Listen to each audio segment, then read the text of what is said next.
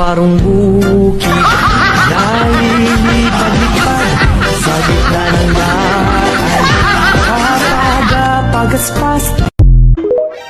Sa TikTok, tingnan mo, ang pogi ko, di ba? Pero pag sa personal, ang importante buhay.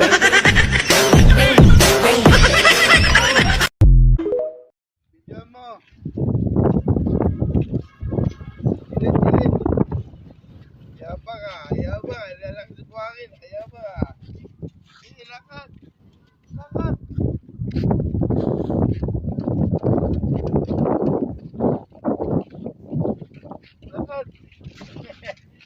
Kawawa naman ko. Pinaglakad niya. Lakad. Tumatabi. Tinitingnan niyo natalisod siya. Naiiyak ko ni. Ako rin eh.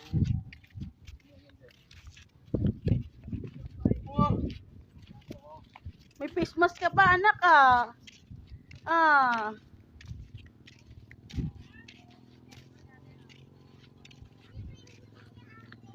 Ayan ang dagat.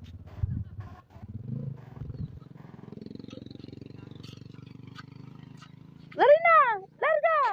Ang katapusan, kahit na nga ang mga anak ay nangagsilakihan, kahit may sari-sarili na silang pamilya, you will always be their baby para sa kanila. Sana ang pagiging anak ay wala ring katapusan para walang magulang na mag-isang naiiwan. Paglaanan sila ng oras, dalawin, kamustahin, alalahanin na sa kanilang buhay, nalalapit na ang takip siling. Ingatan ka, aalagaan ka.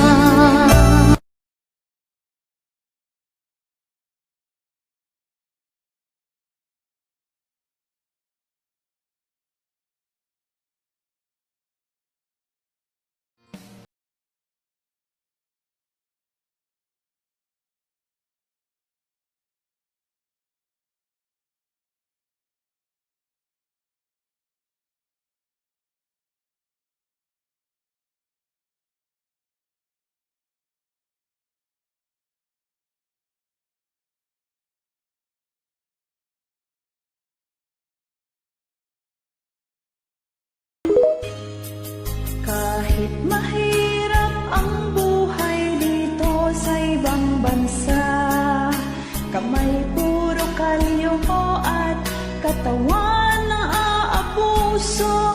Kahit may sakit, puyat at pagod, tuloy ang trabaho. Para sa pamilya, titiisin ko.